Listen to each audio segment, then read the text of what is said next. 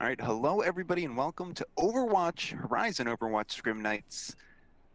Today we got a very exciting one for you. It's going to be the Grizzlies versus Hyperion, some high-level gameplay. These guys are practicing for a tournament, so we're getting started with some scrims, some practice for that tonight. I am Marginer, and with me, as always, is my good friend Dancer. Yeah, and just for a clarification, some people don't know, this is Grizzlies' open division team. So they do have two teams. One is tier 2, this one is tier 3. But let's get right into the thick of the action. All right, very good. So Grizzlies are going to be in the blue. We're going on to the first point of Ilios. Looks like we're getting some kills being traded back and forth. I think it's going to be very, very important to keep that McCree up. He's going to be your main damage dealer. You want to make sure that you're getting use out of that Discord that's coming in from your Zenyatta as well. Hyperion set up looking like they're going to be taking the first fight, and they do. And cap goes to Hyperion. And that pick on Keto was very essential early. Keto couldn't buy his space for his team in the backline. Normally he's supposed to be harassing the Zen and the Mercy. Wasn't able to do that because of that quick flash stun at the beginning of the fight. And I do like this Zenyatta Mercy combo that that the Grizzlies are bringing to this fight right here. You know, they're really good at peeling for each other. They can keep each other alive. Mercy has that 60 HPS constant that's coming through. So if anybody tries to dive the Zenyatta, which it looks like they are going to be trying to do, and as soon as I say that, they're able to dive with everybody, doing way more than the 60 heals per second, but then 7 gets a 2K of his own. Blades are being traded. Who's going to be coming out on top? It looks like this might be going in the way of the Grizzlies. Oh, wow, and it's really hard to tell who wins. That 60 SPS does not matter when it's burst damage. And it looks like Grizzlies just managed to hold on. 3 health on that D.Va mech. That is a close one, but we do have a DC coming in through Hyperion's side. Hopefully there'll be a pause coming through. That might have been the entire reason that the fight was lost there, because that was looking really, really good for Hyperion. Taking that point, having your Genji pop off like that, obviously Ember was in a good position to get about 3 kills with his blade, so that was 100% incredible. And it's very interesting to think what would have happened had the DC not occurred. Fight's still going on here. I'm not sure why they're playing through. And I think a reset of the map was called, I guess. And it looks like QX was the lobby leader of this. So when he does DC, nobody knows who the new lobby leader is. So they don't know they don't know who has to hit that pause button. And I think that's what kind of caused the 20 seconds. Unlucky on that one, unlucky. Well, it'll give us a chance to get to know our teams a little bit better. So we have Hyperion, would say we're looking very confident behind Ember with that Genji. You know, now that the map's been reset, we might not be going back to well. We might get something else, but you know, I've seen Ember be able to pop off on a lot of DPS. I'm curious to see, is Hyperion going to keep him on Genji because it's Ilios, because there's a lot of good spots for him here, or do you think we might see some Pharah play coming out as well? I know personally on the side of Hyperion, they do prefer the Genji side. And right now in the meta, you're not running, I don't think you're running the Genji Pharah. So Hyperion, I'd be a little bit more surprised if you see the Pharmacy come out. I think they're going to stick with pure, you know, vanilla dive, the Genji and the Tracer. But, I mean, they can always pop out with a surprise. Grizzlies, I would assume, not knowing much from this team, but the way that Grizzlies does like to build their teams, they do like to do that, they like to give it more leeway. You never know, especially in open division, what meta is going to change since the patches come in so frequently and they're not persistent. So I would expect from the Grizzlies side to see probably someone that can play the Pharah in a lot of swaps here. Yeah, it will be interesting to see because you know, the open division is here. This is when people get to really, really show off what it is their team can do well. And more importantly, a lot of people want to come to the game. They don't want to be just running, you know, same old stuff that we've been seeing for months. They want to introduce their flavor, their variety of these classic, you know, dive packages, death ball packages, triple DPS, whatever it may be. So I'm curious to see if we're going to see any sort of kind of play with maybe some off-meta picks, or if it's going to be just very typical throughout. They want to get the basics of dive down. They want to get the basics of death ball down. Make sure they're feeling really confident, and then once they perfect it, maybe they can then iterate on it a little bit more, changing in some different things like a Mei, maybe tossing in a Sombra, depending. And I don't think I know Sombra Tracer has got to be pretty strong as well, right, Dancer? The Sombra Tracer, in my opinion, is terrifying. You have that too. Sombra Tracer don't require any space to do their work, just because of their kits. It's so versatile. you don't really need to get in and out because you're just always in, and at any point you can just hit one button and you're out. So in my mind, Sombra Tracer is so hard to deal with, but I think it leaves your actual front line and your back line so vulnerable, because if the team is able to walk in without you doing that work first, it can be vulnerable. So if it's played with the dive, it leaves your Zen in a very hard spot, assuming that you're playing that Zen. So I don't know. I don't know if we've fully seen the versatility of Tracer Sombra used in this new patch with that new hack and her new gun, but I'm terrified personally of it. I do not want to see how it works. Yeah, being on the receiving end of that, you know, being a Zenyatta in the back, doesn't even matter if you get hacked at that point. You just have the Tracer, you have the Sombra, you have too much damage for you to be able to do anything at all. So we might be seeing a little bit of switch onto more of the Lucio, maybe Mercy, just to stay alive, just to give yourself that breathing room you need. As it stands right now, it looks like we're getting set up, seeing that Mercy Zenyatta combo coming out again from Blue. Yeah, I just think it's very strong. You know, you can take that into a lot of directions. A lot of people like to use it for dive, have the monkey jump in there, you know, dunks on that Winston. He gets in there, and if he has the Mercy on top of him, pocketing the tank, right? Not always pocketing the DPS, but pocketing the tank, it just keeps him alive for so long. And then, of course, having that Zenyatta putting Discord out with the Mercy on the tank, you know, Winston's in there cleaving damage like crazy. Yeah, that's a scary sight to see for sure, especially when you have that dive. And the great thing about that is when you have that aggressive Winston as well, it enables your McCree to get the room that he needs. Everybody's busy focusing on this Winston, and the McCree just comes around from the side and, you know, hits you twice in the head and you're down. And I feel like the McCree is probably an anticipation to the Pharah. Like I said, I don't think Hyperion is going to be running much of the Pharah. They have Ember, who's an amazing, amazing Genji player, and they're probably just used to the meta. The vanilla dive might throw them off. They're going to need a lot of value out of this McCree for this first fight to work. All right, Hyperion going back to the dive, so do expect them to see, looks like they're going to take over points, use this as a home base almost, and then choose where to dive. Looks like the Zenyatta is very low, has Ember wants his whole team to move out, but they're not ready. Don't really need it when you got a Tracer in the backline who's able to take out that kill, so they didn't even need the dive there. They had Tracer, knowing she was able to pick up the kill, does pay for it with her life, but taking out the Zenyatta is much more important than the enemy team taking out the Tracer. And these health pools are looking really one-sided.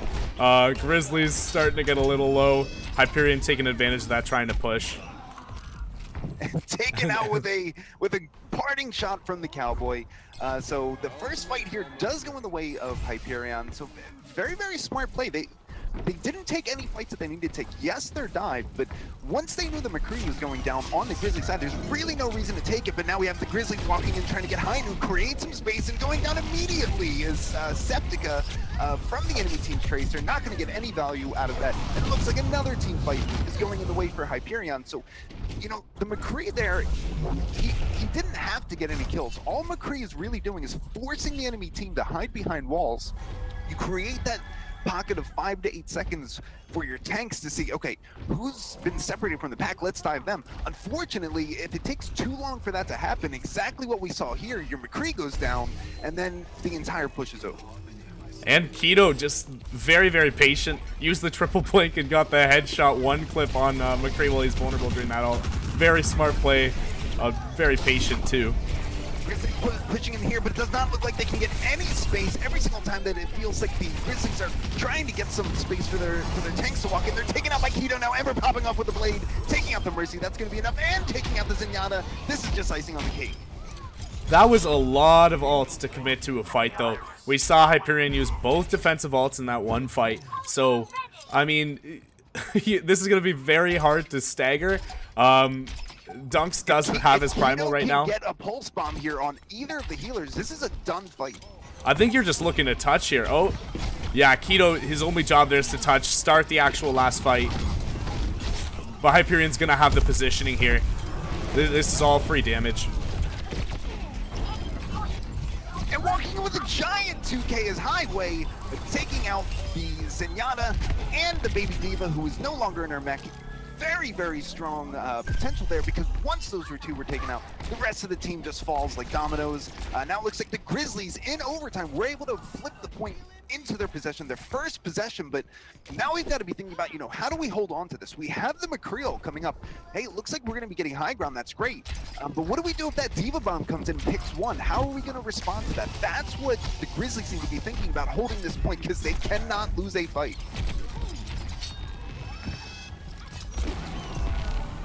Does get one kill with the High Noon is the McCree, and that's probably going to kill this push. If you have to, I mean, you got to bring it to the point or do something, because staying out here, the Grizzlies are in a very, very bad position. I don't know if they're going to be, you know, getting taken out by any sort of push on the next fight. Maybe the fight after that. I feel like it's Hyperion just trying to build up ults and then have one great push. I mean, that Genji Blade is coming back fast. Yeah, that Genji Blade's coming back fast. It looks like the supports on Grizzly's side aren't able to keep up, and this could be trouble. And they are going to commit to the fight here. Ember pulls out the blade. Everybody scatters. Nobody's in his line of sight, which is fine. Ember was able to force him into a very odd position. Kills being traded back and forth. And now it looks like everything's going in the way of the Grizzlies. The Grizzlies walk in with Septic being able to pop off on that McCree, staying alive, and just pumping out consistent damage. Wow, and that looked like the call for commitment came through. Satellites and Ember both built their ults before Grizzlies could get their support ults up. But I guess Antal being able to build that Mercy ult, getting the Valkyrie, healing the entire team for that 60 HPS, that ended up being the difference. If he was killed a little bit earlier, I think it could have gone in Hyperion's way. Owen getting taken out. Fishcake with a huge right-click headshot into the McCree. This is going to open up the fight for Hyperion. Are they going to be able to cap the point? Because they need to right now. And finally, the Diva walks up, saving her Lucio. What a fantastic defense matrix. I don't know if it's going to do too much, because it looks like everything is going in the way of Hyperion. I don't think they can lose this fight. Now it's just cleanup duty. Wow, Fitzy really coming through there for his Lucio. Satellites has got to send him a Hallmark card, because that was crazy. Sitting there with 3 HP and a Diva chasing him. All right, so we've got some dying attempts here coming in from Grizzly. I don't know that they're going to be able to hold it. Maybe if another giant bomb comes in, but not if Ember has anything to say with it. Pulling out his blade, getting a 1K, looking for 2, taking out the scientist. He's not going to be able to get any value. He's so low health. And this fight, you got to give kudos. Hyperion's been in control almost the entire time, but wow, what an attempt on the re-engage. Both re-engages there of the 99 to zeros, or 99 to 0 and 99 to 99, I guess in that one case, were both so big. You had basically only a Tracer and tanks out of position, and they still ended up winning one fight and then almost winning another. Wow, I think maybe to get the best out of this Grizzlies team, you just need to put the pressure on them, because they're doing so well. Yeah, it's very interesting. We're not seeing these huge ultimate, you know, game-swinging combos. There's no Zarya Graviton with, you know, Hanzo Dragon. There's no 5Ks that are happening. What's happening is good decisions are being made. The dive is happening on the appropriate target. It's happening very fast, and you're seeing one person go down, and then it just starts tearing from there. You know, once that first, second person goes down, both of these teams are so strong at focusing down targets that it's not the 5K that gets you, it's the 1K at the beginning.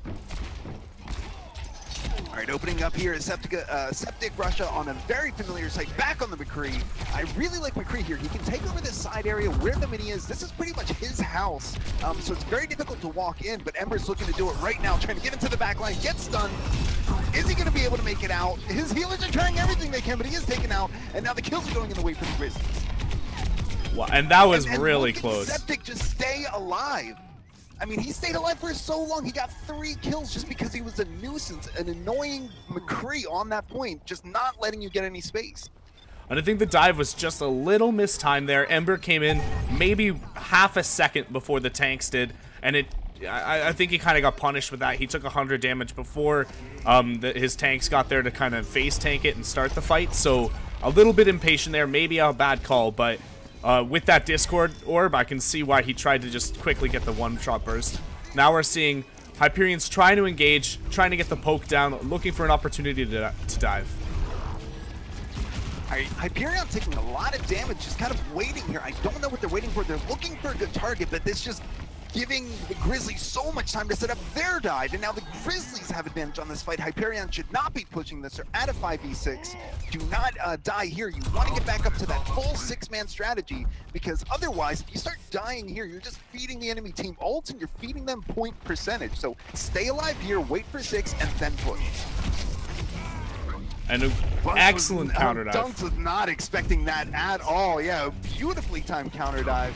Zenyatta called it out. People was there to back it up, and now Septic is getting another 2K of his own. I feel like he's getting 2-3Ks every single fight. Septic staying alive, getting the Deadeye in, and not getting it deflected by the Genji is a huge deal. And that's a scary sight. A Discord and a Mercy Pocket. Tanks basically have 200 health when this is happening. Oh, this could be trouble.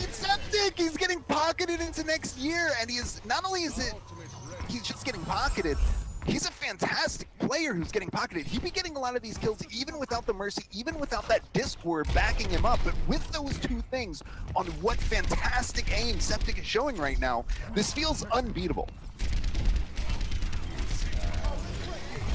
All right, Hyperion trying to find a way. They're going to open up with the beat. Very aggressive here. It's only going to buy you about 4 or 5 seconds before it wears off, so you got to make some moves now. And Fitzy getting to 2K. That might be enough here, but now Blow is getting a kill of his own. Kills are being traded back and forth, but it looks like Hyperion finally into the overtime, almost the overtime, does cap the point.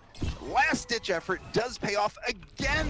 We're at 96% and a freshly capped point for Hyperion. And you got to thank Fitzy for that bomb. We did see the first frag come out on the side of Grizzlies. Fitzy returns it with a 2. Ember walks in to clean it up. Thank you, Fitzy, for that bomb, because it was a Hail Mary, and it definitely paid off.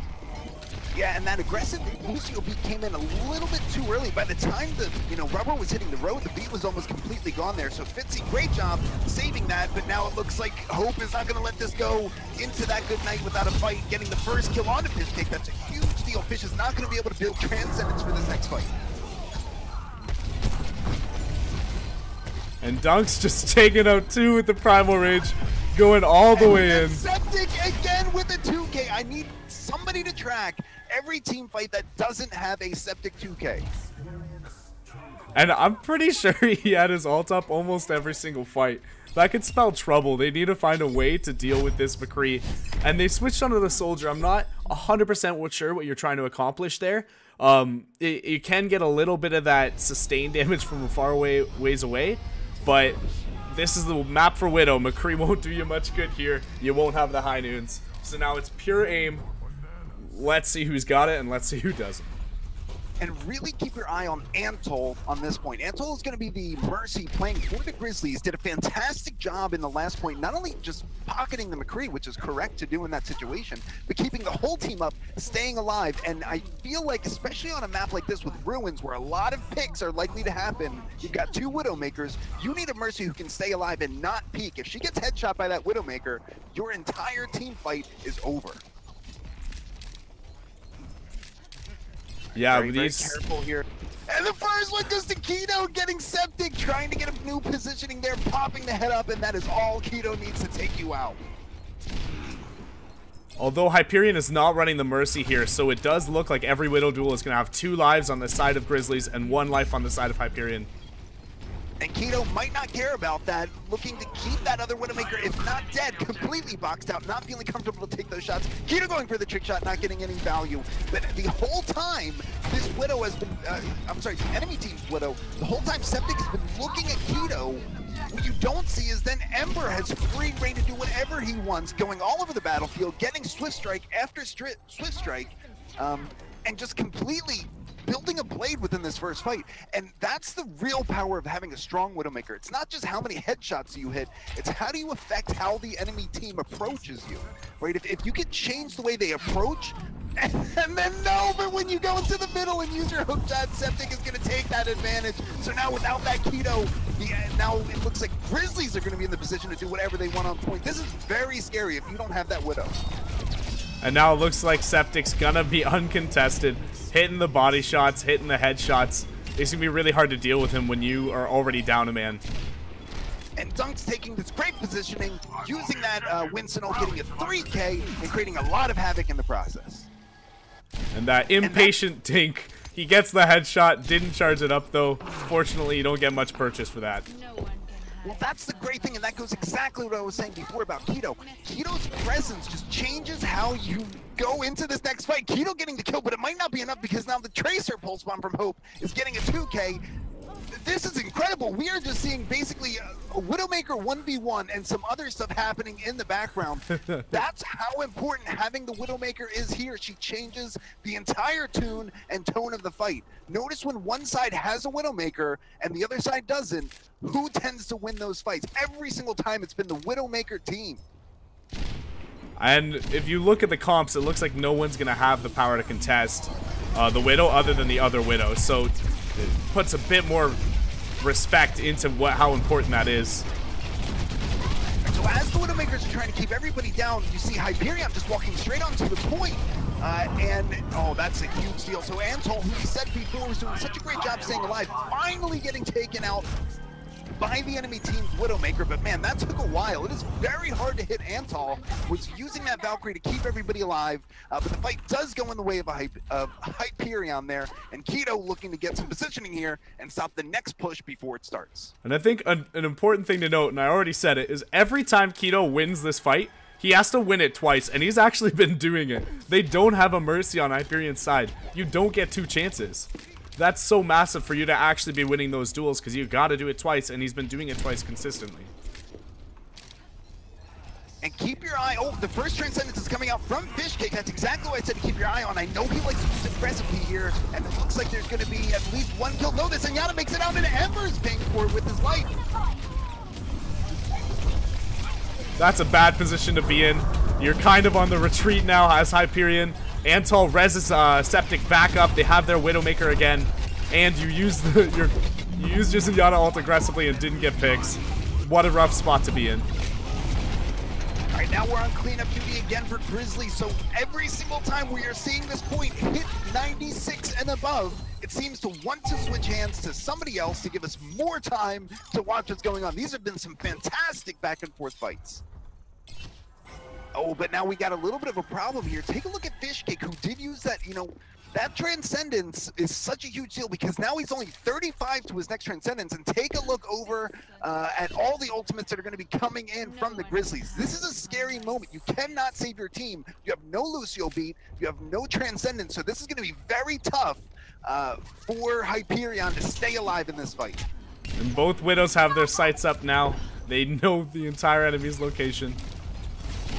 Keto getting aggressive here, very confident in his play so far. All right, Mercy Ult has been popped coming from the Grizzlies. They want to win this fight. They want to win it right now, but not with moves like that. Highway getting the completely calculated kill onto Fishcake, booping him off the edge. Ember's trying to get some more value out of that blade. It is so scary whenever blades and everybody runs away and just uses Transcendence. You know you're a good D.Va player when you get the environmental boop with your ult. That's the mark of a great D.Va player. And now it looks like all the kills are going in the way of Hyperion. This has been such a hard fight to track because it feels like kills are just being traded back and forth. Everybody on each one of these teams is a very 200 IQ type player. They are able to swing fights into their team's favor.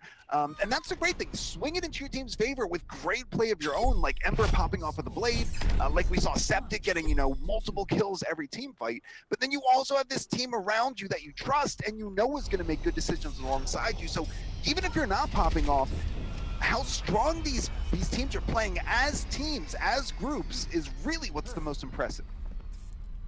Yeah, it definitely takes a different mindset and a different respect for the game to know how it's played as a team.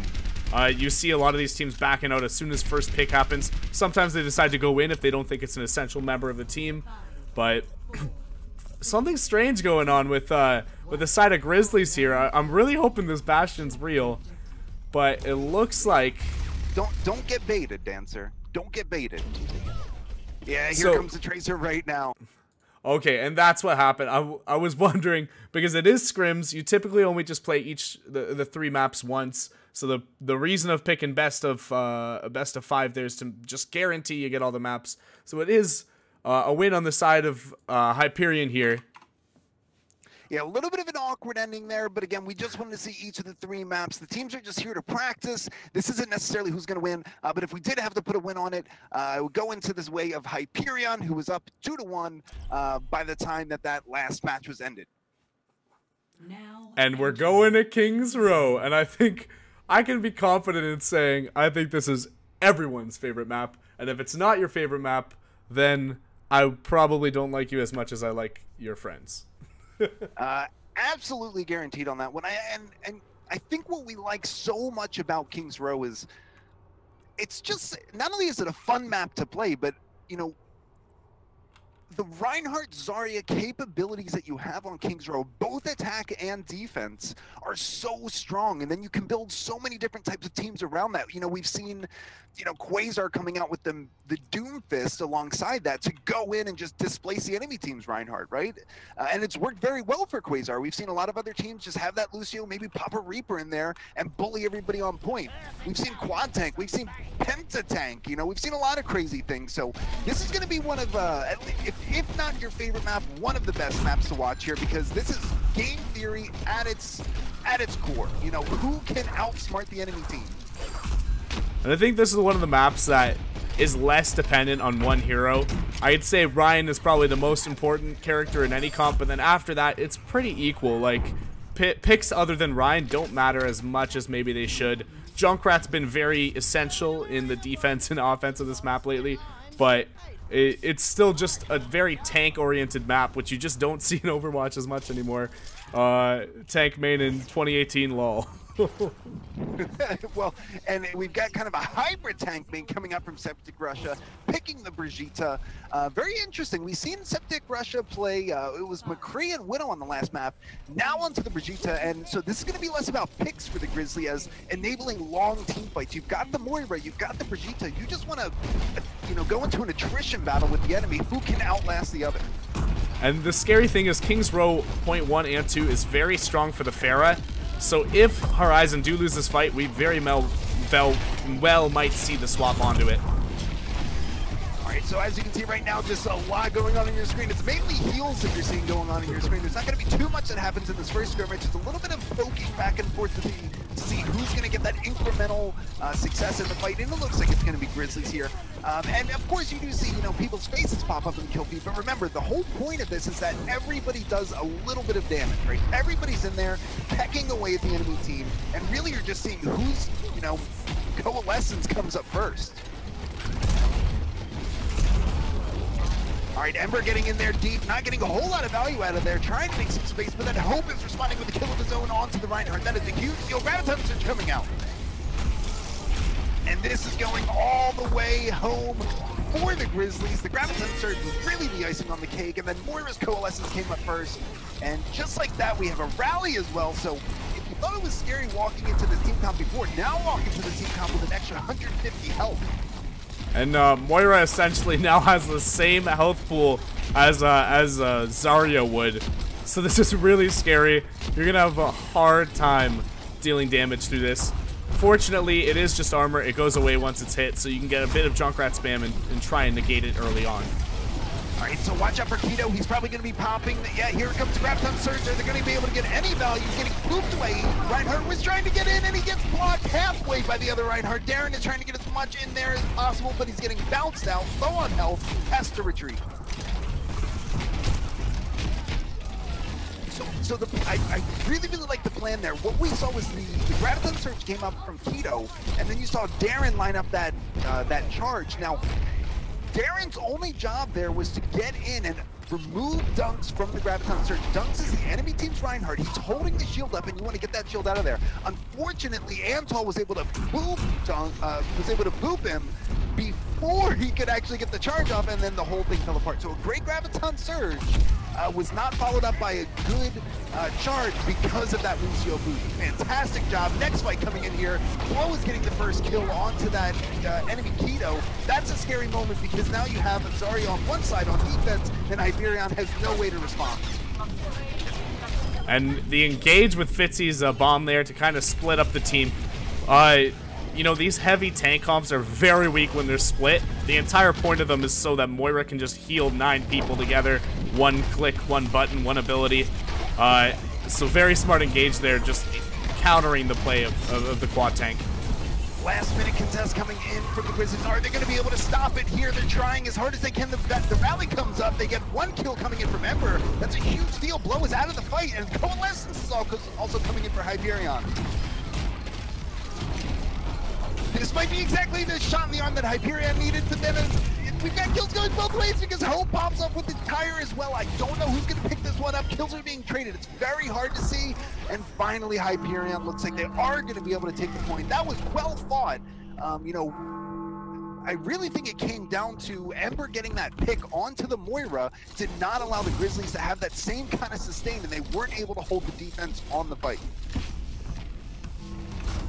Yeah, and that was weird to see. Typically on those capture points, you don't see 2 fights for 1 point. But since it's such a heavy health comp, tanky build, we saw basically the stagger so long that 2 fights had to happen just to win the 1 point. So Hyperion's time bank is really suffering for this. Fantastic beat coming in from Fishcake, and now we've got 5Ks coming in against the Grizzlies. Make that 6. We've got a team kill. And that was Street's phase there. That's a very scary moment. If you're the attacking team, if you're Hyperion, you know, you're walking in with all of this momentum. That's what a snowball looks like. You're able to just walk into the enemy team and bowl them over. And Darren's, never mind. It looked like he was setting up for the sneaky shatter behind the enemy lines, but he does back off. He wants to be able to guard his own team.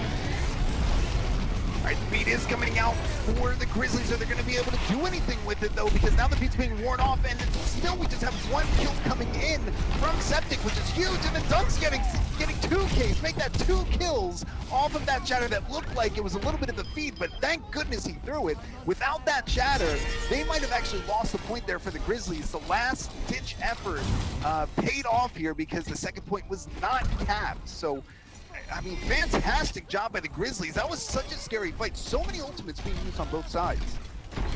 And this could be, I mean, the patience from Darren to hold that shatter, knowing that, you know, Grizzlies use this many ults, I'm probably not going to be able to win this.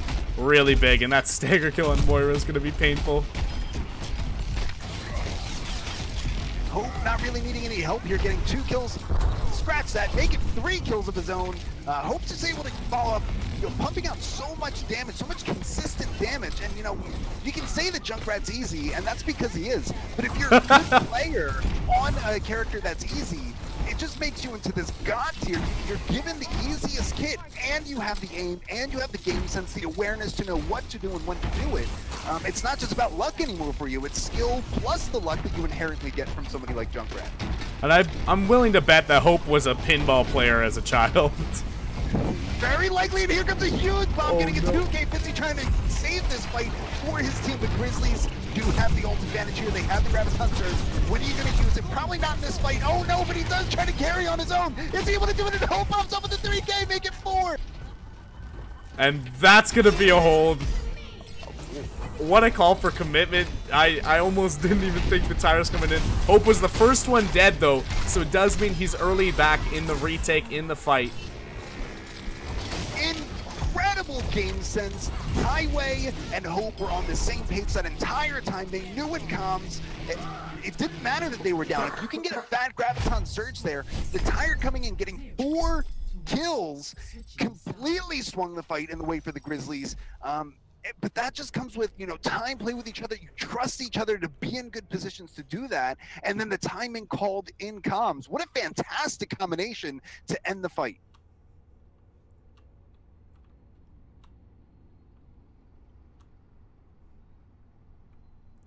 And I'm surprised we didn't see the swap to Pharah there, maybe a little bit earlier, because I feel like Pharah might have done a lot to maybe negate the Brigitte. Because Brigitte seemed to be doing so much. I felt so bad for Darren, who was the main tank. It's just the reset being called here, anyone who's confused. This is Scrim, so they do want to play the map all the way out. They're going to reset it so that the map doesn't have that tick halfway through, and they will be able to play the whole way. Yeah, really, really smart play coming out there from the Grizzlies. We saw them, you know, have a lot of valiant efforts. You know, at the end of point A, you remember it was about 95% captured for Hyperion. And then, you know, the Grizzlies were able to walk in and just almost stop the point from being capped. And then we saw that again and again through street space. The Grizzlies on their heels just before point 2 is capped. And then the Grizzlies just once again walk in and get a team fight on their side. And then, of course, we saw how it ended with that fantastic Graviton tire combo. This has just been fireworks all game long. You know, that's what's so great about these heavy tank comps that you can run. It feels like you have your ultimate up every 30 to 45 seconds in a lot of cases. Yeah, the large health pools. You have tons of healing done, tons of damage done. The fights basically just become a race and combination of ults. That's really all that matter here. All right, so for everybody who's confused at home, don't worry, we are confused as well. Looks like a few people have either DC'd or are currently restarting their computers, having some connectivity issues. And while that's happening, we're just in a little bit of a skirmish. Nothing really happening except for the reset. So keep your eyes out. We will have another fight coming in within just a couple moments. And yeah, it looks like everybody's back, and it's time to assemble the heroes.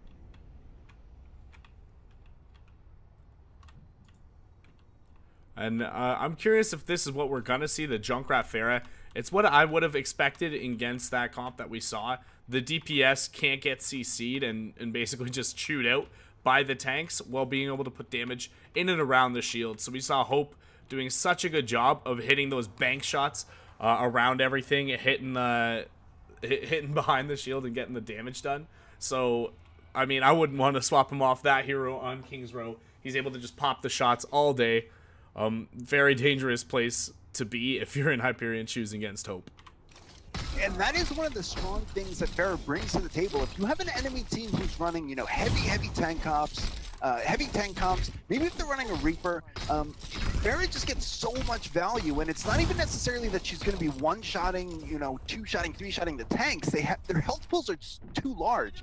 But what she's able to do is keep these tanks, keep the Reaper in a state of having to use their abilities to stay alive, you know, making, you know, the Roadhog use his heal, forcing the Reaper to shift. And just by being there, just by dealing all that damage, you're essentially silencing the enemy in a way. You're removing their ability to use their E, to use their shift, and then your team can walk in off that. So if you kind of cock your head and squint your eyes, Pharah is really just silencing the enemy team. Yeah, and especially I'd say that against the Moira. Moira, if she has to use her heals too early, especially if you're just pounding damage, it's either they're going to be grouped up and you get a ton of damage done, or they're not going to be grouped up and Moira's going to spend more resource spraying different people in different groups. So I think either way, running the Pharah here is a win-win against this comp, which is why I would have expected it on the side of Hyperion much earlier. All right, and it is Septic who's going to be on that Pharah. I think we've seen him play 4 or 5 heroes in just these 2 maps, so he's showing that he can do it all. And look what he's forcing the enemy team to do, just pushing them back, enabling his team to get the positioning that they need. But they're going to wait until Pharah hits a couple more directs so they know who to walk in and kill. And it looks like it might be Brigitte getting pushed back into Hotel. Fight being brought onto the point here. No go for the charge coming out from QX. QX just staying alive here, and this is huge, keeping his shield alive, and it is finally taken out. This is going to be the moment for Hyperion to push. They get the shield taken out from the Reinhardt. They get the kill on the Kudo.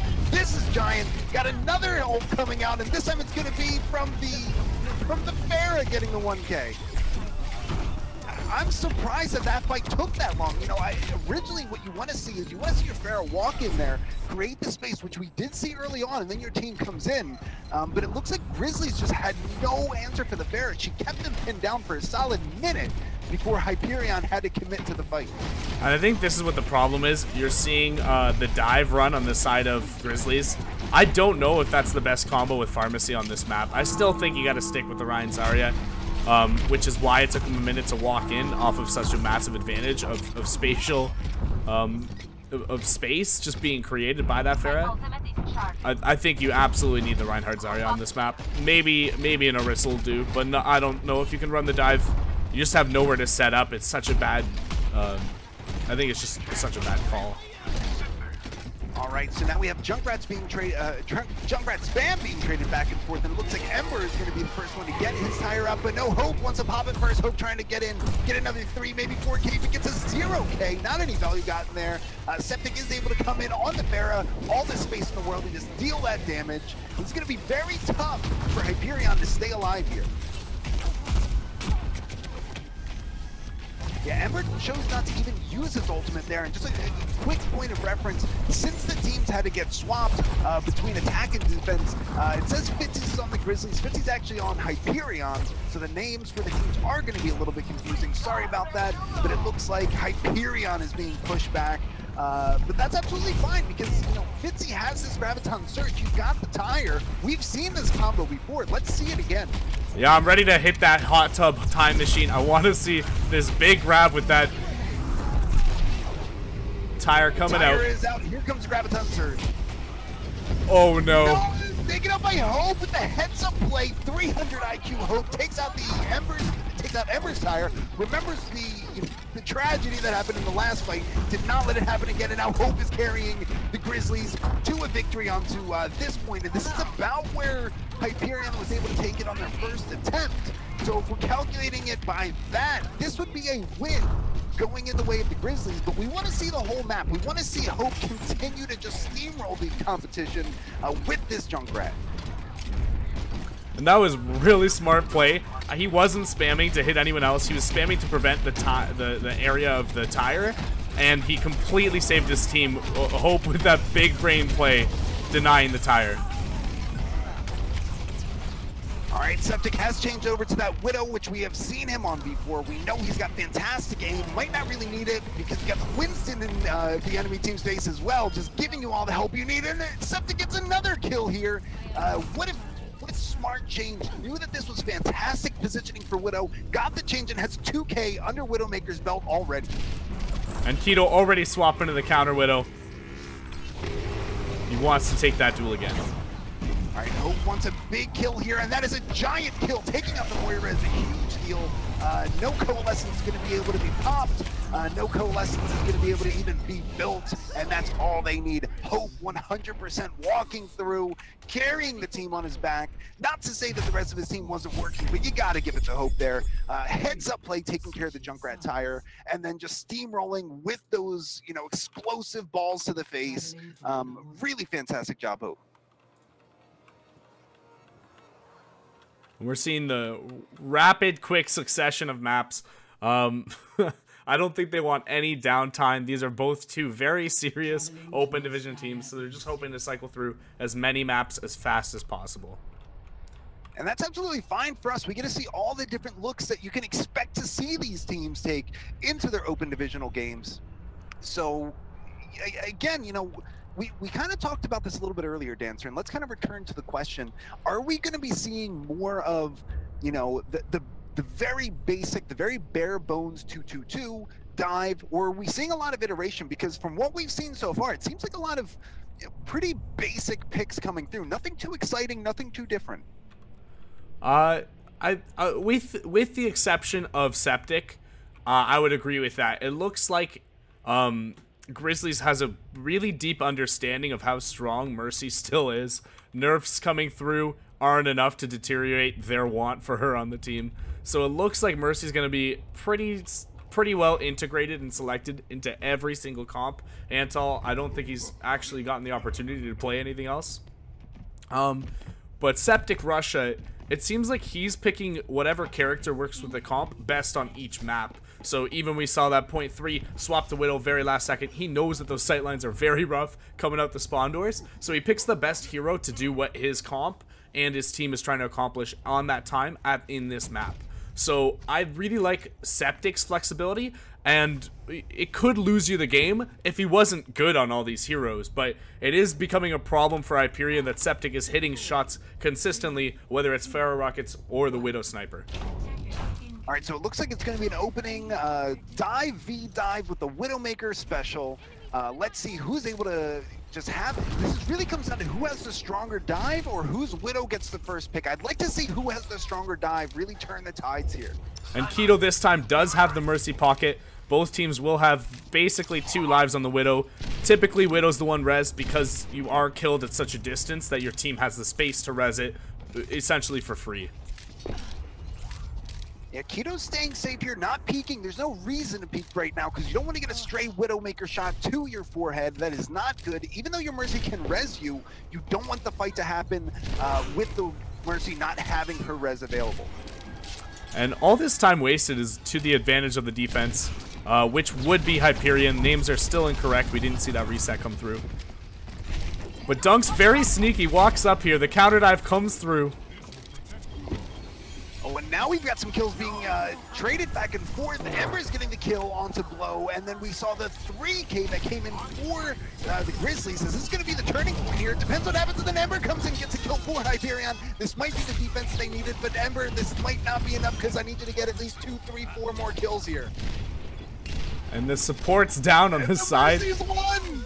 The Mercy's won! Somebody shoot the Mercy. I'm sure he's being yelled right now. And the comes and the Mercy still makes it away. Fantastic job there by the Mercy staying alive. Smart, smart play.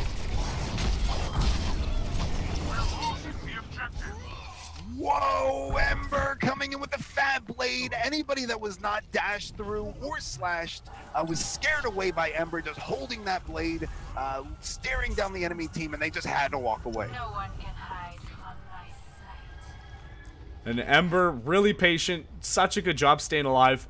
The supports on the side of Hyperion killed very early in that fight, but it didn't seem to matter. I think Ember just started playing those health packs and just got the job done. Not really sure what was meant to be accomplished there. Dunks went in, knew that he had the ult, the primal to stay alive, but what for? I don't see that your team's pushing with you. Here comes the team now. Diva Bomb coming in, Blow taking out Ember. This is going to be kills being traded back and forth. Can Antal get the res? No, he falls just out of line of sight. Did not get the resurrection there, but did lose his reset on it. It's going to be 30 more seconds before he can use it again. Now QX is doing a lot of work. This is what I love about QX, being in the right place at the right time. That's what you want from your Winston. You don't need your Winston to be flashy, popping off in the kill feed all the time. You want your Winston to be creating space and picking off those low health targets, getting the cleave damage in, and QX is showing us that just this game knowledge is really, really paying off as a Winston player. And I think we're starting to see the benefit of Hyperion running this Mercy. To get Ember alive for 2 lives in 1 fight will make a difference. This guy's been killing people like a machine. All right, I feel like every time we see Dunks come in, by the time he's on to the place that he wants to be, he's already 200 health, taken out very quickly by Keto, getting the headshot. Remember, that Widowmaker is still in the backline. You do have to worry about her because every time you jump in, you're just taking all this spam damage for free. Now, it seems like what the Grizzlies would like to happen is to get a nice clean dive, maybe take out the Genji, maybe just box out the Mercy and heck, take her out if she messes up. But it's not happening. The Winston's going in first. He's losing his advantage. Dunks doesn't even have his ultimate up. So it looks like if they do take another fight here, 15 seconds left, this might not be enough. Yeah, a lot of these times it feels like Dunks is just taking too much damage on the engage. 100% would agree with that. Ember pulled out his blade, but that was taken out by Highway. Fantastic play by the Diva to box out the Genji and completely destroy his use of the blade. But this might be exactly what they needed because now kills are coming in the way for Hyperion. No thank you, Highway. Finally getting his revenge is Ember, taking out Highway, trying to get back into that match. And like I said, 3K is Ember! Ember pulls the blade, gets killed instantly, and then gets rezzed and gets a 3K. Like I said, you're getting so much value out of this Mercy because you don't want Ember to be alive twice. Having to kill Ember twice is not what you want on the side of the Grizzlies. He's just such a troublemaker in the backline. Able to, we even saw him come in on the Widow sometimes, hit that Shuriken dash combo to just instantly delete the Widowmaker. Just so effective is Ember on this team and in this scrim. And one of the most important things, this is why being a team for a long time, playing a lot, whether it's playing in scrims, playing in competitive mode, this is why it's such a huge deal. You want to learn to trust your teammates. And here's what I mean. For Ember to be able to make the decisions that he makes, knowing that he can go all in at certain times, or going all in just before he has his blade, you know, trying to build it as with the damage he's doing, The only reason Ember can get away with this fantastic play is because he knows, one, his tanks are going to be backing him up, so he's not going to be taking all the damage. And two, he knows his Mercy is going to be pocketing him while he does that. Now, that's where it falls apart a lot in competitive. If you go into ladder on your own, you don't have that built-in trust. You don't know that these people you're playing with have that game sense to know when to go in. And then you're in there alone, and then you're called, you know, a feeder. Here's the crazy thing. Ember would be a feeder if his team wasn't doing the right thing. The fact that his team is going in with him at the right place at the right time turns him from what might be a feeder doing it alone to, with the team at your back, he's the carry. Yeah, and Ember definitely, I'd say, going a little bit too far. We find him quite often in front of his tanks, leading the charge. But like you said, when your team knows what you're doing and you trust that they're going to have your back, it really won't make a difference. And we saw a full hold there, basically on that point. Didn't matter if Ember died first or not. His team would clean up if he was the first one dead. Yeah, and it's all this stress that we're seeing here. Oh, Once no. again, Dunks goes from 500 health down to 0 in 0.6 seconds flat. That is a huge deal. Dunks not being there, not building ult. This looks like it's going to be going in the way. Here comes Diva. Yeah, she's falling down too. What a fantastic push there by Hyperion. Don't know where that came. Don't know where all that damage came from, but man, Dunks was not in the right place at the right time. Yeah, and I think it was maybe a mistake falling off down in front of the team. You put your bubble, and now Ember just comes in with the dash shurikens to clean up. We're finding Dunks caught out a little bit too often here. I want to see him maybe a bit more disciplined on his positioning, because him taking this much damage this early in the fight is really hurting the side of the Grizzlies. Ember just has that focus to know exactly where to go. That was the perfect split start right at the end, getting the melee in there, taking out the Tracer. That's a huge deal. Grizzlies are going to be in a very tough spot here on defense. Not allowing the Mercy to get the res there is Highway. Smart play there by Highway from the Grizzlies. This defense might be helped right here. And, I mean, Highway's denial of that res might have been the difference, because we've seen what the reses can do on the side of Hyperion. Very often a res comes through and then the game's over. So to, you know, feed your mech into running into that, you know, you take that extra damage, but denying the res, you don't have to kill Mercy. She loses that cooldown. That's a big play right there. That is such a big deal. Now, here's what might be a little bit scary. So on attack here, you're walking in, you've got not a whole lot on your side. You've got Ember. Maybe you're going to pop the Blade, pop the Mercy combo. Blade Val can be very strong, but you need the rest of your team to go in here, and it looks like the Blade is going to be coming out for Ember, countered by the Trance. And then Septic pulls out his own Blade, not countered by the Trance, taking out the Zenyatta first. This is going to be a very, very tough fight to win now that you're down that Zenyatta. But they will come back, and they will have a ton of stuff to work with.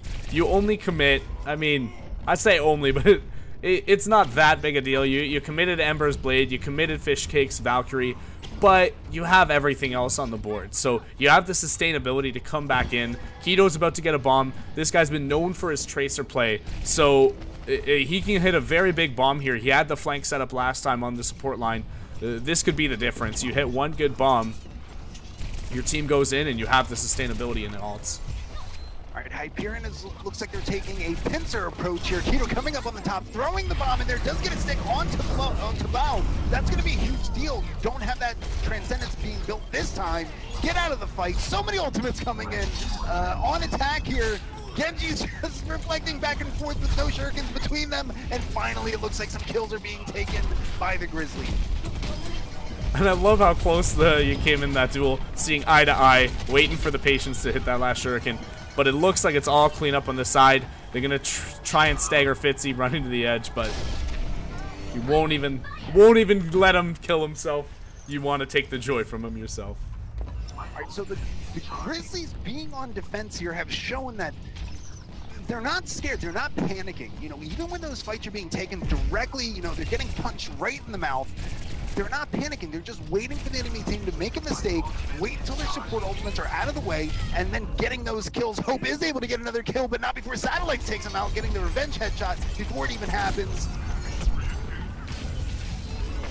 Ember really wants to use his Blade here. Is it time, Ember?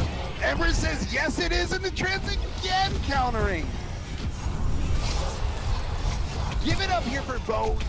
Holding that trance, knowing exactly just the respect that you must have for the enemy team Genji. Obviously, you always want to save it for the Genji there, but the respect, the 1 HP on Septic, staying alive there, getting the kill on Ember. But what I was saying is, you know, Ember is such a strong hero. We talked about, you know, how a lot of times you want to save the res for him. You gotta save the trance for him too. You know, Ember really changes the way that you defend on this point. And there have been some great engages here, but amazing job on the stagger, the 2 CP. And this is the thing, the first time we're seeing them go so aggressive on their dive. Top 10 anime battles, feel free to clip this one, put it up there, because I would put that in contention for #1, Ember versus Septic. You never know who's going to win. They're so strong together, or so strong against each other. But now the Highway again carrying his team. Before he bumped the Mercy so she couldn't res. Now he just bombs the Mercy so she couldn't live. I do gotta say, Ember getting these one-shot melee kills. I don't think I've ever gotten 3 across like one game ever in my life, let alone for us to be casting Ember and catch 3 of his one-shot insta-kills.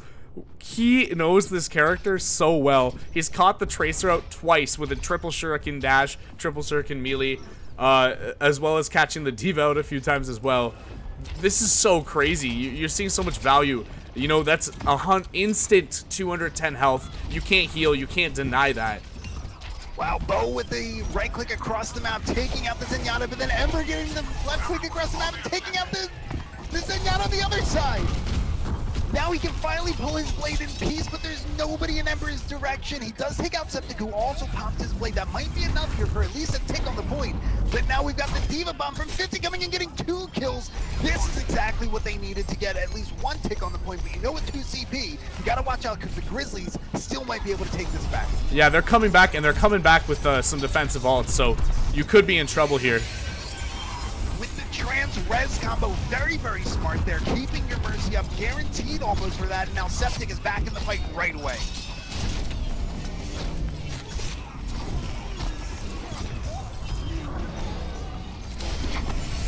I don't know if this is going to be a 2 CP or not. If Bo has anything to say about it, it will be getting 2 kills, including the Mercy. And the second tick comes through. It's going to be very hard for Mercy, who's body blocked, to get on that point. And they do come through with a minute time bank. Incredible performance by Bo there on the defense. Had 2 Transcendences ready on that second point for both of Ember's blades.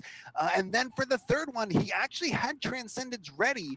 But the Genji, Ember walking in, hit him across the map with a headshot shuriken. And that enabled Ember to walk in, pull the blade out, and that's what started that entire fight. Even after that, Bo comes back in, pops trance, keeps his Mercy alive with the trance so she can res, and then gets 2 more kills before finally taken out.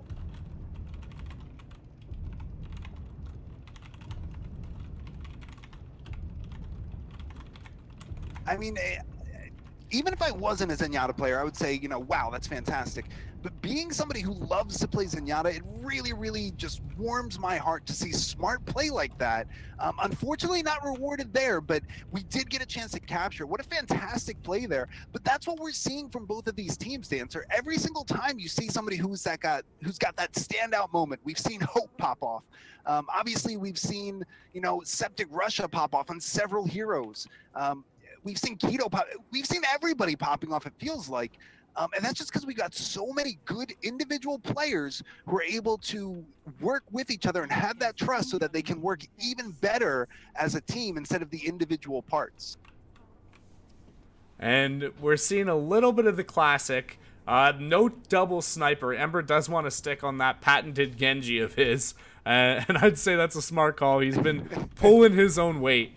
But we do see Keto on the sniper. So I think Keto, and this is what I'm going to say, Keto and Ember, I think they're having very clean comms because very often Ember's hitting those long distance shurikens and then Keto's coming in. So what I want to see here is Keto hitting those long distance shots and then Ember dashing in to clean them up.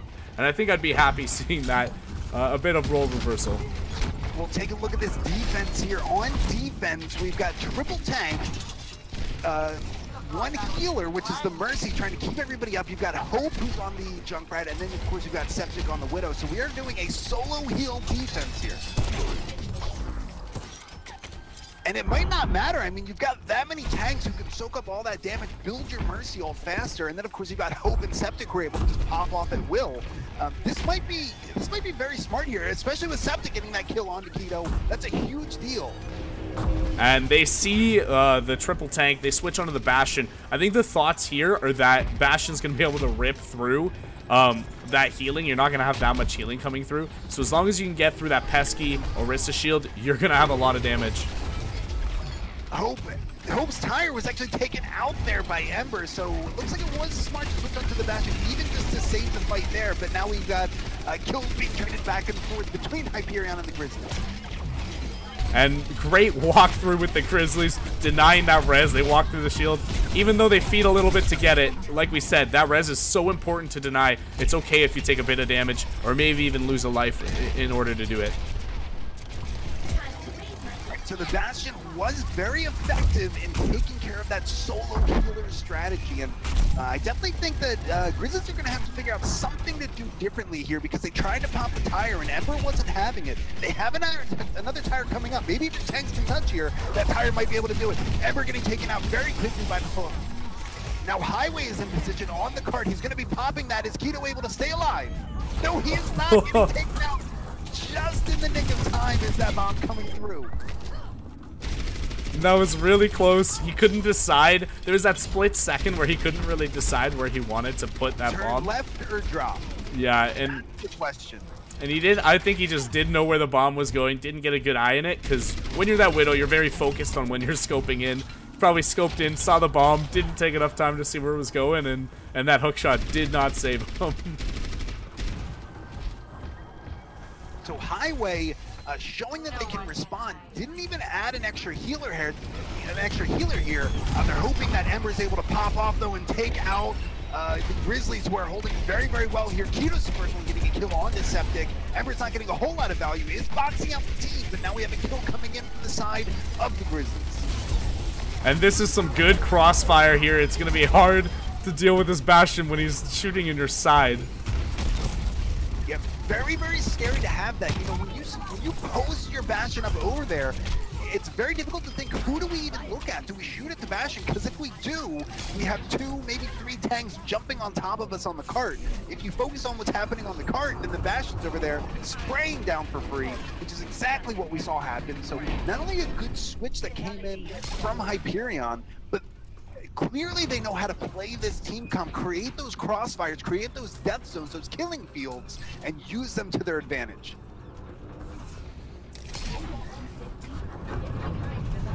Still no second healer coming in from the Grizzlies. I don't know if that's necessarily wrong or right, but it is something that's worth noting. They have had time to refresh their team comp and are choosing to stick on the same thing.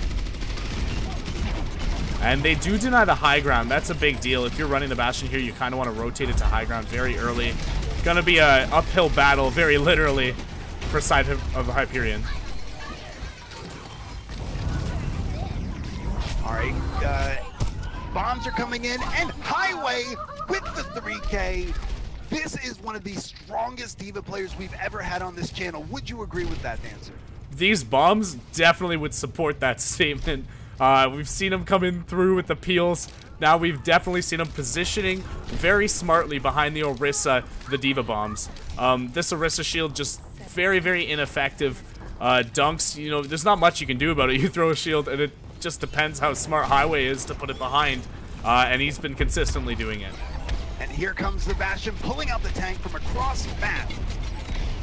I believe just regular turret form there would have done a little bit more damage to the shield, but it doesn't really matter because Ember's following up with that extra damage, getting 2 kills. 1 is on the Bungo, 1 is on the Junkrat. And then yeah, QX, this is what's great about QX. You give him the opportunity, he's gonna walk in, he's gonna pop that ult, and he's gonna get at least 2 kills of his own, pushing everybody back and creating as much space as his team needed to get back on the point. And it looks like there's not gonna be any chance for the Grizzlies to walk in and contest, so this is gonna be a 2nd point cap coming in for Hyperion.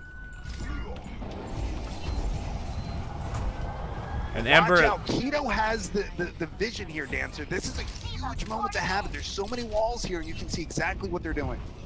And Ember switching onto the Genji, much stronger on this last Beyblade or fidget spinner point, whatever you'd like to call it. All right, Septic with a giant kill on Keto. This is what a little bit what we saw in Helios. You know, if one team has the, she's been rezzed. Both Widows are back in action. Who's going to be able to get the next pick? These Widows are so aggressive on the point. They do not let you get any positioning, any space. Highway saying no to Keto, getting the kill with another Diva Bomb kill, but it does not look like it's going to be enough because now we've got Hyperion getting back together on point. They've got the numbers and the kills are going in the way for Hyperion, so they are going to be able to push through at least this first section of the fidget spinner. And I love how aggressive Satellite played that entire point, just knowing that they were still on the quad tank. There's not much they can do to try and chase him. He moves the same speed as everyone else, so able to use that cart. Zenyatta is a little bit shorter, able to, you know, duck behind, use the cover, and he was basically hitting those projectiles point blank, giving him a lot of damage, which built up that Transcendence very, very quickly. Now, Antal on the side of the Grizzlies on defense here does have his Mercy Valkyrie ability available. That is the ultimate ability, and it is going to be popped here, giving a huge advantage to the Grizzlies walking in. Oh, wow, no. Getting the res off his fish, somehow lived through that, was able to get the res off, staying alive here, and that single-handedly swung the point into the way of Hyperion. Now Amber's able to pop up with the blade, trying to take out the Mercy. There she goes. Wow, I cannot believe that disrespectful res that came in from Fish Cake and was rewarded. Such a big play. You res your Zenyatta. He saw that Fish Cake took way too much damage on it. Keto hits the headshot to do it, and then Satellite pops his ult to deny the follow-up. So, very big team play to, you know, help that Mercy in that risky situation. Highway is getting another kill. Make that two to get the Diva out of neck. This is just Highway's MO. Every single time popping that ult, getting a third kill onto the Winston. It looks like we might have some sort of defense being pulled out here if Bo can stay alive, getting pocketed by his Mercy. Get on point! 0.7 meters left! No C9 tier, stay! Grizzlies are focusing on the point, staying alive for as long as they can. And unfortunately, 5 seconds left, about in the round. Doesn't look like there's going to be too much more movement forward onto the point. And it looks like 2x can close out this game with the Blade. Hope is following up. You know, the Blade was able to get a few slashes there. Hope gets those kills. That was not, it was not your Blade today, Ember. The Blade came out, popped trance, and died instantly. But of course, you have to pop it there. You're in overtime. Try to make something happen.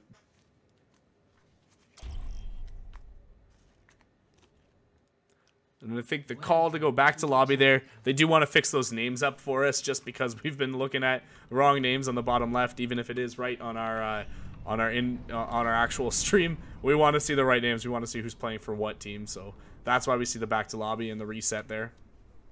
And I think, you know, on attack, Ember from Hyperion switching onto that Bastion as soon as he saw the team comp he was dealing with. Solo healer, solo Mercy on the other side, a bunch of tanks.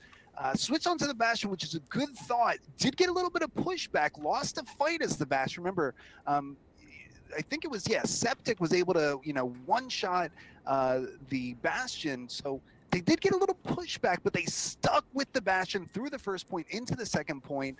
What do you think about that Bastion strat coming out late? Usually you want to open with that Bastion strategy.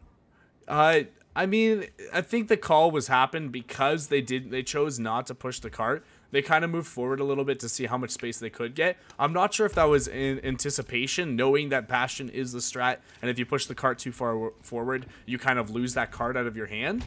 But I definitely...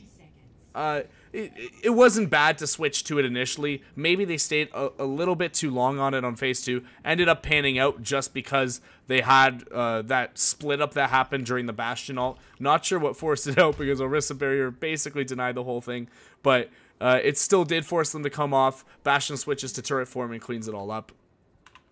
So it is a good call, but it maybe could have done a little bit more efficiently. And it could be, but it was really smart when it was called. And now we're seeing it looks like Hope is going to be opening up with the Bastion. So that's going to be very exciting to see. Grizzlys coming out. And then we've got the ball and chain combo on defense for Hyperion. Fitzy getting the orb in there. And then, of course, the hook comes in from the Roadhog. That's not what you want to see. And this cart basically pushed up to the edge. Now Hyperion's going to be able to play the corner and deny that positioning for the Bastion. So this is exactly what we said you don't want to happen. This can put you in a lot of trouble. All right, so Highway is going to be doing a lot of work as the D.Va, trying to eat up as much as possible, but now we've got Hope finally getting onto the point, and now we're seeing some kills go in the way. Looks like Widowmaker's going to die. She made it out with 1 HP. No, so Bo is in the right position to take her out on the way out. So a little bit of pushback there initially, but Hope persevered with the help of D.Va, Highway on that D.Va, using right click, giving Hope the time, and then Hope was able to pump out as much damage as possible. And this res on Keto in the backline, so now he's going to be able to get that positioning very aggressive behind the enemy team. This could spell trouble. Ember getting the first kill onto Hope. That is a huge deal because Hope had the tank form available but was not able to use it. That a little bit too quickly. Highway getting the next kill onto QX. Followed it up by Septic, and now we've got kills being traded back and forth. Ember was staying alive for as long as possible there, but once Septic looked over, it was time's up for the Genji. Got taken out, and this might be exactly what the Grizzlies needed to get this point with a giant jumping fadeaway shot onto Satellite to Septic again showing off. And it looked like maybe Hyperion had their second win there. If you do kill the Bastion as your first pick and you have all 6 members up, I don't know that it should ever be a loss. Unfortunately, they aren't able to stagger onto the cart as efficiently as maybe they would have liked, and that pick goes all for naught. Great job on Ember, though, on that engagement, getting that first pick. Bastion being the first kill is probably the biggest thing you can do on this map. Yeah, then you just need the rest of your team to be in a position to capitalize on that. It's not just about getting the pick, it's when you get it.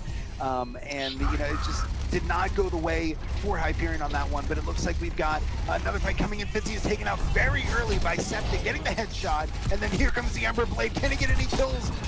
Not gonna happen with the Roadhog pushing you back, not even able to get any damage out, and then luckily for your friends, they are able to walk in. QX getting a couple kills, Keto getting a kill of his own.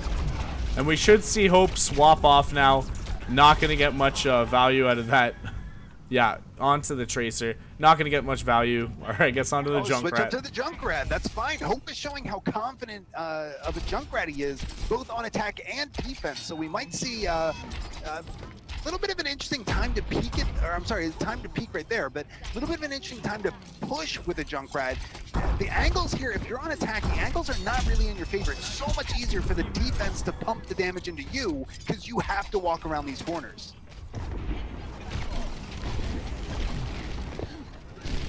All right, damage coming in, Septic getting the first pick, and then dying from Keto, getting the pick back, getting some, a little bit of revenge for the Zenyatta, taken out on the Highway with a 2K bomb. Is Bo going to be able to follow up? We've seen Bo on the Zenyatta earlier, now fragging out as this Roadhog.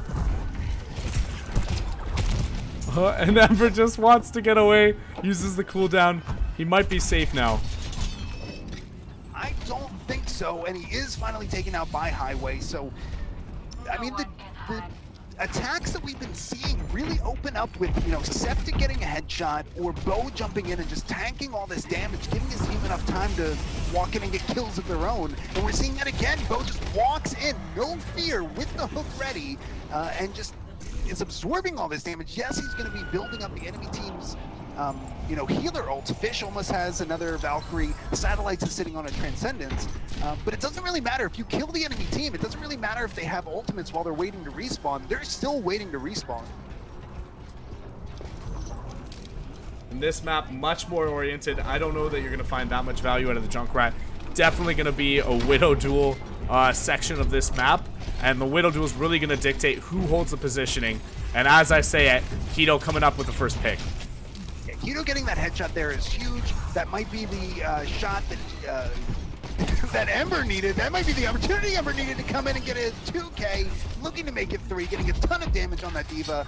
Everything's left except for the mech, and there goes the mech. And he didn't want to leave until that mech was gone. Basically, demeching Diva at the end of a fight is better than a stagger, because now they finally kill her, and that's another probably 15-second spot off that regroup. All right, so Satellite's still sitting on that Transcendence. If you're looking to wait to use it for the enemy team's Genji Blade, you're going to be waiting for a while because Septic does not have that blade ready at 33%.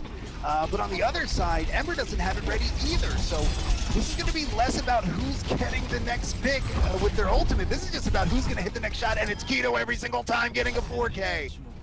Wow, Keto really pulling off for his team. Zero pressure can be put out of him. There's really no way you can do it, and we saw Ember checking the corners for his teammate, so that there was no way. Hope just popping this tire, hoping to get something, because he knows that Junkrat isn't that efficient on this map anymore. Somehow gets a 2K as Hope with the tire. Nobody was able to hit their shots there, but Fishgate's able to bring up 1. It's not going to be enough because that's a huge swing in the way of the Grizzlies. Are they going to be able to take this point here? Satellite's finally using his ultimate, using that Transcendence, giving his team time to stay alive, but no picks are coming in. Make that Keto with the first pick on his Septic. That might be exactly what they needed, although Septic is being rezzed here. Now there's no Mercy res coming in for this next fight, so Antol's at a little bit of a disadvantage. Blade being popped here. And I don't think 2K in the back is Highway. Highway has consistently gotten double and triple kills with every single bomb. Even if he's used his bomb to remech, he's getting a double or triple kill with it. There's so much value out of these Diva bombs. I don't understand how you can consistently kill this many members of a team with a Diva bomb. All right, Ember on defense here for Hyperion. Does have the blade available, but Bao on the other side has the Transcendence available. So this might be another time that we see Ember pop a blade and get completely countered by the Transcendence. Here comes the blade, and there goes the Transcendence. No value is going to be had from the blade here. Down to 30 health as Ember is able to be brought back up by his healers, but no value to be gotten out of the blade. That trance is now out of the way, so Ember can still try to get those picks with the shurikens. We've seen him do a good job. Once again, popping off, just staying alive in the background, getting the kills is just a bonus, but staying alive, forcing the enemy team to look around. They don't see Septic walk in with the blade, and now Septic's got a 2K under his belt as well.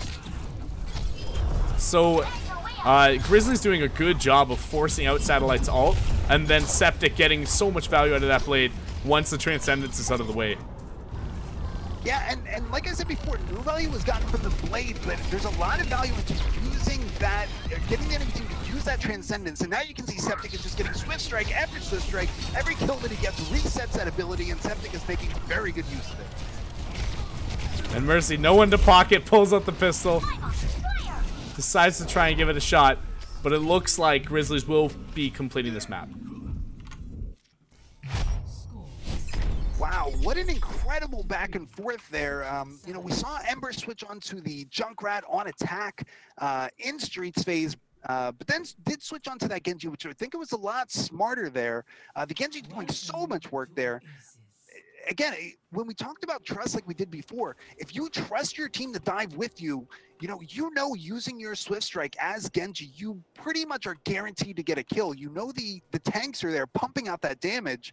You just do that extra 50 damage, you get the kill, and then you get it again. So again, it's not just one player popping off, it's the entire team enabling each of their individual parts to show off the skills that they should have with a team like that behind their back. So very, very impressive, ability to frag out from the DPS on Hyperion. But then we got to talk about Bo again. That Transcendence that came out from the Zenyatta, so much patience, not being forced to use it and trying to save his team from a team wipe.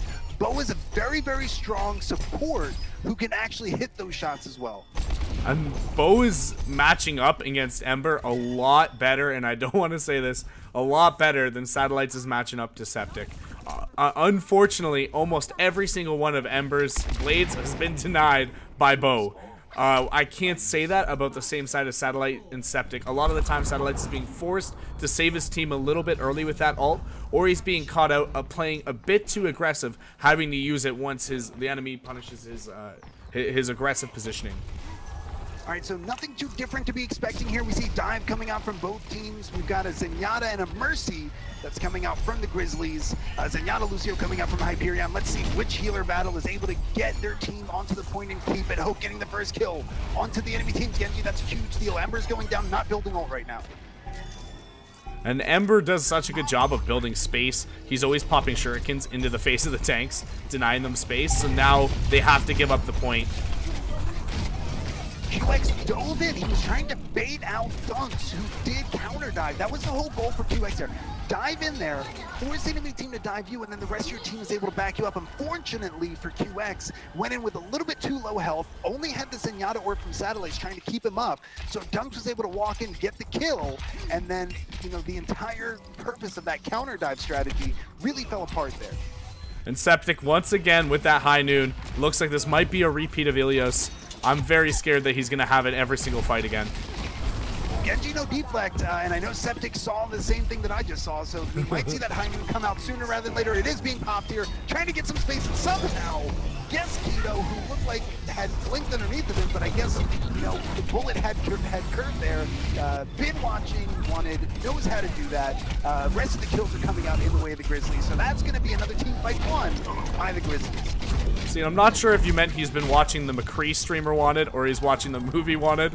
I'm guessing by you saying curve the bullet, you mean the movie that's been probably an old reference for 10 years, but... Well, see, I was thinking either the Wanted, God, that is already old, or I could have said something about, you know, the magic bullet from Seinfeld or JFK. All of my references are at least 20 to 30 years old. I tried to go with the newest one, and I wasn't even close. Keto is going to be coming in with that bomb. This is what I love about Keto. Very, very smart tracer play, so you know that bomb is going to be used very quickly to try to open up this fight. And it is going to be used on Septic, not completely denying the high noon there. That was about as disrespectful as a tracer bomb can be. Keto knows, you know, as soon as he hears that high noon, he knows he has a stationary target, uses a triple blinks. There's no way you're going to build up enough time to get that shot off as Septic. And against Keto, gets the stick and gets the double kill.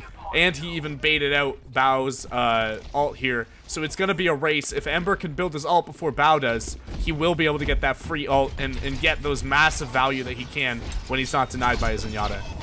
Now keep in mind, Grizzlies only need to win one fight. If they convincingly win one fight here, they will cap the point and it will most likely get to 99 before the enemy team, before Hyperion can touch and push to the overtime. But Bo is going to be getting the first 2 kills coming in for the Grizzlies, and then Hope follows up with a 2K of that bomb. That might be enough to get maybe a point cap here and hopefully to 99% and beyond. Bo with another headshot. Ember trying to stay alive here. I think it's his job to touch point, but he is taken out by Highway. The boosters were too much. Ember falling as the Genji, but somebody's able to pop, and it's QX able to get the overtime. Is this going to be enough for his team to walk in and fill that space? Very, very tough with all the kills going in the way of the Grizzlies. I did not expect to see that Winston there at the end. Fantastic clutch attempt by QX, but the respawns, the death respawns were not in the favor of Hyperion there. And that map felt a lot more one-sided for the side of the Grizzlies. I think they're very practiced. They get the McCree on that high ground, and Septic's been showing what he's made of. He's been very dominant on the McCree, building those ults very early. Most of the time getting value when Keto's not denying it, but very strong. We're seeing the Brigitte meta come out on this map. Both sides picking it, showing that it might be essential to the new Reinhardt Zarya combo. Yeah, and we saw this a little bit on King's Row. What the Brigitte is there for is to just prolong the fight. That's why you want to have a Brigitte on your team, because you want your tanks to be able to get their ultimates faster. You know, Fitzy getting that graviton surge is such a huge deal. Highway's looking to do the same here. So that's why you want to enable these long fights, and Hyperion is slower to get up to the point. Looks like the Grizzlies are already there. They're trying to just jockey for position here, but nobody's going down because the health pools are just too high. The Grizzlies do have that advantage of the Lucio speed boost. Now that their Reinhardt's gone, you might see them try and walk in. But Hope building that ult so fast. The tire already came in from Hope. Yeah, that was what? felt like a 15-second tire, maybe a little bit longer than that, but Hope is taken out here. You know, in these prolonged tank versus tank battles, really what you're looking for is who's going to make the first mistake. And what we saw in that one is Hyperion was able to punish Dunks, who went in just a little bit too deep, and paid for it with his life. And this is trouble. The boop into the hole doesn't count for an environmental kill, but takes the fight away. And remember, the Grizzlies have already capped this point. They have it at 30%, and it looked as though Hyperion was easily winning this fight, but they are just contesting for so long past 30% because the Grizzlies take the fight onto point. Do not let Hyperion cap. How much can the Grizzlies milk out of this fight? And the Highway just used his ult and basically already has another one again. This is going to be a very interesting match if you're seeing these Gravitons come out this quickly. He used that fight basically to engage. They did end up losing, but basically for no value because it's back again. He's essentially going to engage this next fight with it again. Well, notice, not only were the Grizzlies able to get the point for a while there, but they pulled out Fitzy's Graviton Surge. Fitzy does not have any response here. Highway walking in, getting a massive Graviton Surge here. Is the team ready to follow up? It looks like they are. Tons of damage being poured out there. No need for any other ultimates to use on that one.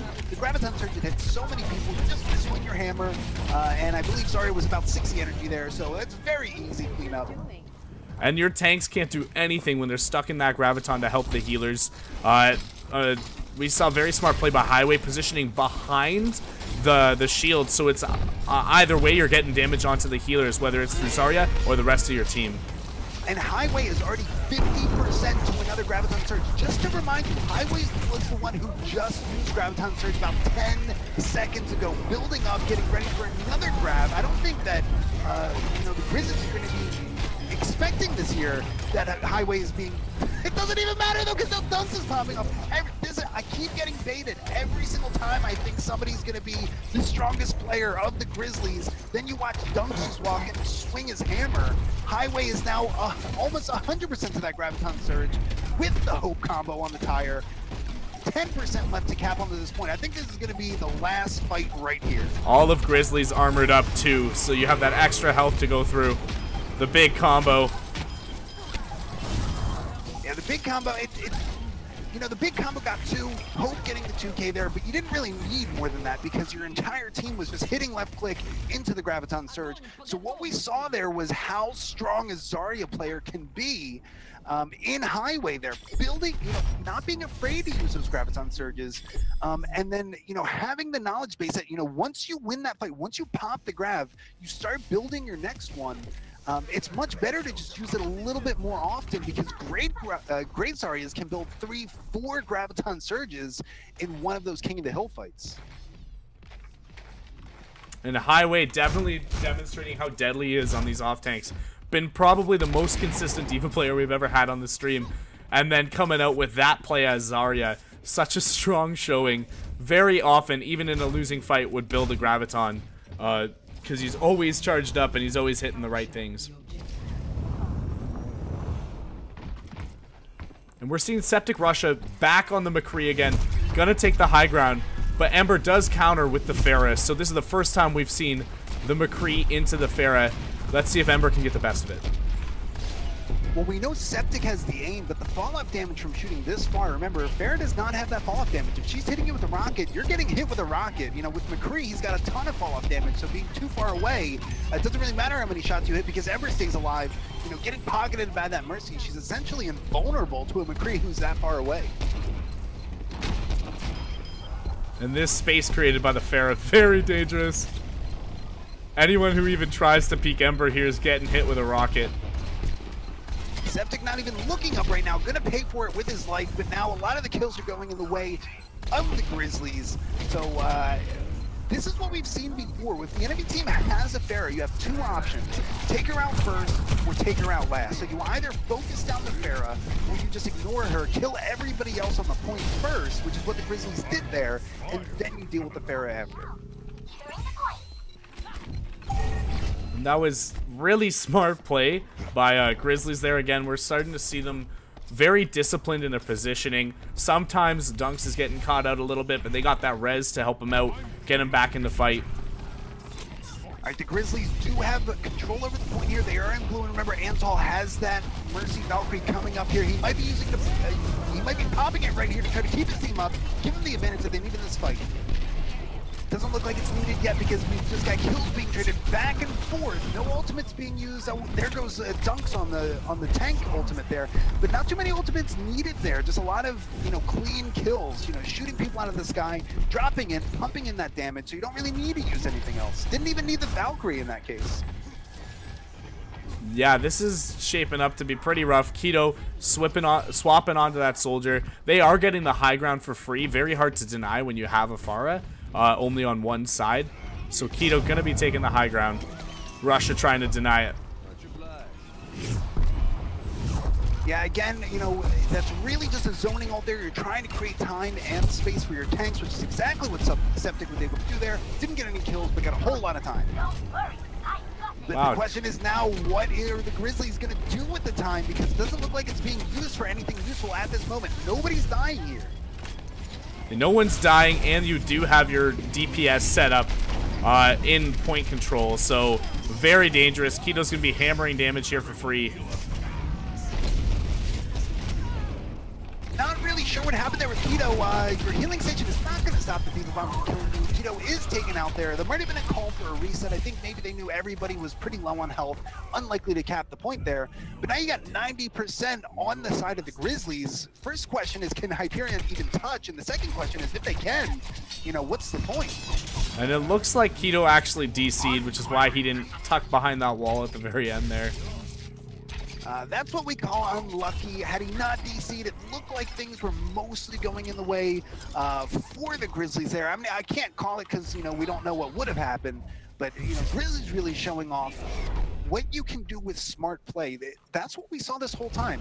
They didn't get baited out by too much. They just stuck to their game plan, made very smart decisions, and as a result, had one of the most confident holds on one of those points that we've seen from any of these fights.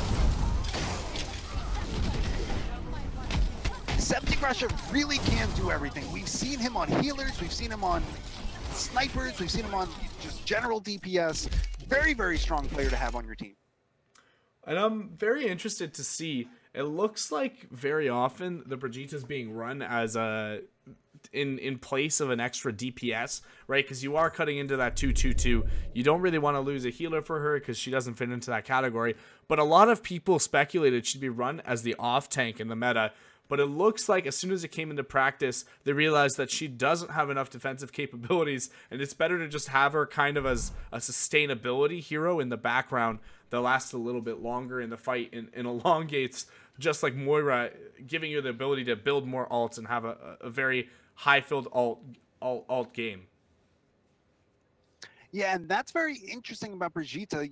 Exactly what you said. We kind of expected this off tank. What we didn't really expect it, at the very least, I didn't expect when I first heard about, her kit, what she could do, and then got a chance to play her a little bit. She can just win any 1v1 in the entire game. Now, obviously, that's a problem. That's a lot of complaints that people have. She can win a 1v1 with, I think, essentially any hero. Obviously, the Reinhardt, if he's holding up shield, she's going to shield bash him, and then the rest of her team kills you. But if she finds herself in a 1v1 situation with a Roadhog, she can win. If she finds herself in a 1v1 with Tracer, with Genji, with Doomfist, Hanzo, anybody, she's so strong, and that's why a lot of teams are bringing her in to be this kind of anti-flanker, anti-1v1 taking almost DPS, just like you mentioned. So very interesting to see her there. Very impressive to see what she was able to do on that point.